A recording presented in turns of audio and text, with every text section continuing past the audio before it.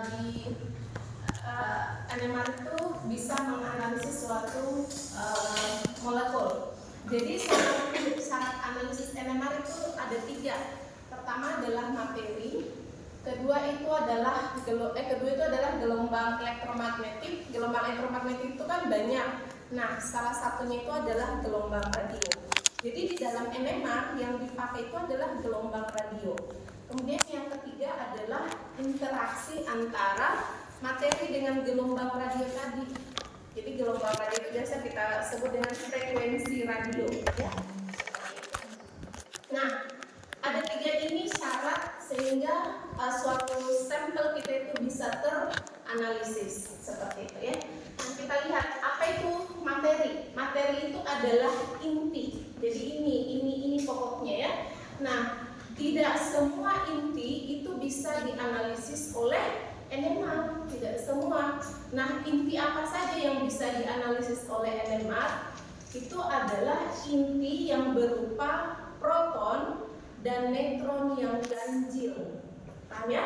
Proton dan neutron yang ganjil. Nah, proton dan neutron yang ganjil itu apa? Kalau proton itu biasa kalau dalam ini apa dia namanya? Bobot massa ya, benar nggak? Bobot massa. Kalau neutron rumusnya apa? Bobot massa kurangi nomor atom, gitu ya. Jadi paham ya? Jadi bobot massa sama neutronnya. Jadi bobot massa itu disebut proton dan neutron yang ganjil. Contoh misalkan hidrogen. Hidrogen ini yang bisa dianalisis oleh NMR itu adalah tadi inti yang memiliki bilangan ganjil. Nah, inti yang memiliki bilangan ganjil tadi itu disebut dengan inti aktif, ya. Jadi inti aktif. Nah, inti aktif inilah yang bisa dianalisis oleh NMR, ya. Yang non aktif bagaimana, Bu? Tidak bisa. Yang non aktif itu tidak bisa dianalisis. So, dia tereliminasi. Seperti itu, ya. Nah, lanjut contoh. Hidrogen itu kan dia bobot massanya 1, ganjil, ya kan? Bisa tidak dianalisis? Bisa, dia aktif karena dia bilangan protonnya 1. Lanjut, ada isotop proton yang bilangan ininya itu 2, ya kan? So, ini bisa dianalisis nggak? Bisa. Kenapa? Karena kalau nomor massanya 2, lah nomor atom hidrogen kan 1. Jadi kalau dikurang 2 kurangi 1 hasilnya 1. Artinya apa? Artinya isotop 1 dan isotop 2 itu bisa dianalisis oleh NMR. Jadi ini aktif dia di NMR. Paham ya? Oke, lanjut di karbon. Karbon itu isotopnya ada 2. Karbon 12 sama karbon 13 sama karbon 12 sama karbon 13. Nah, yang karbon 13 itu kan ininya ganjil ya, protonnya ganjil. Nah, neutronnya ganjil apa enggak? Neutronnya ganjil apa enggak? Kalau karbon itu nomor atomnya berapa? Nomor atomnya? Nah, 16 kurangi nomor atom deh. Nomor atom berapa? Karbon 6 ya, maksudnya salah ya. Nah, 13 kurangi 6 jawabannya berapa?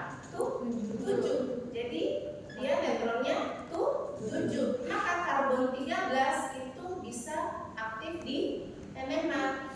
Nah, yang karbon 12 masuk enggak? 12 kurangi 6 kan hasilnya 6.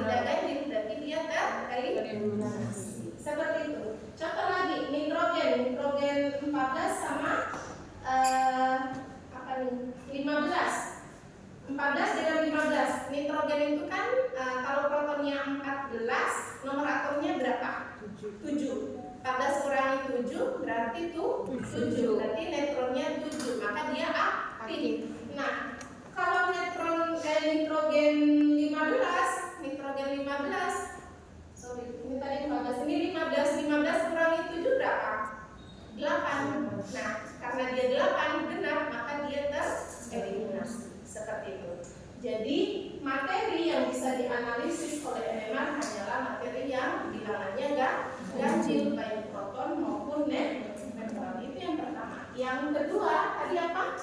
Gelombang radio. Jadi gelombang radio itu berada di daerah mana? Ini kan gelombang elektromagnetik nih. Ini frekuensinya dari 10⁻⁴ sampai 10⁻20. So yang bisa dianalisis di NMR itu adalah ini, gelombang radio. Di situ. Hanya di gelombang radio itu yang bisa menghasilkan frekuensi resonansi. Nah, lanjut. Yang berikutnya adalah interaksi antara materi tadi, dalam hal ini adalah inti dengan frekuensi radio. Nah, adik-adik, interaksi antara inti dengan frekuensi radio itu dinamakan adalah resonansi. Nah, resonansi inilah yang ditimbulkan oleh inti tadi sehingga nanti bisa tercatat ke detektor yang berubah menjadi namanya apa? Pergeseran kimia. Nah, kita jelaskan kenapa bisa seperti itu. Nah, adik-adik supaya kalian pahami ya sebelum saya jelaskan ke sini. Ini kan gambarannya seperti ini. Jadi di dalam NMR ini ya, di dalam NMR ini ada namanya medan magnet. Namanya adalah medan magnet. Nama medan magnetnya itu adalah medan magnet terluar. Ya. Nah, medan magnet ini punya frekuensi yang besar sekali. Jadi energi frekuensinya itu tinggi sekali. Nah, kenapa ada medan magnet ini? Karena dia berfungsi sebagai yang akan mengubah spin dari senyawa inti senyawanya kita. Jadi inti itu kan boleh karbon, boleh hidrogen, apa lagi? Nitrogen, apa lagi? Oksigen. Apa?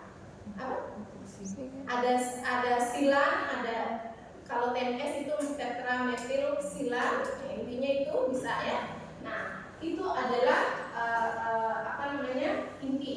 Nah, di dalam NMR ada namanya medan magnet. Ini yang disebut dengan medan magnet terluar. Ini energinya, frekuensinya itu lebih besar. Nah, makanya di NMR tercatat biasa, NMR di LIPI berapa frekuensinya? 60 MHz. 50 MHz. 40 MHz. Catatan itu adalah kekuatan medan magnetnya. Makanya terbaca seperti itu. Nah, ini disebut dengan medan magnet, ya. Medan magnet ini, jadi prinsipnya begini. Medan magnet ini sifat energinya, frekuensinya lebih besar. Ada sampel yang harus kita masukkan, yang kita letakkan di tengah dari medan magnet terluar ini. Ini adalah sampel kita. Sampel inilah yang disebut mungkin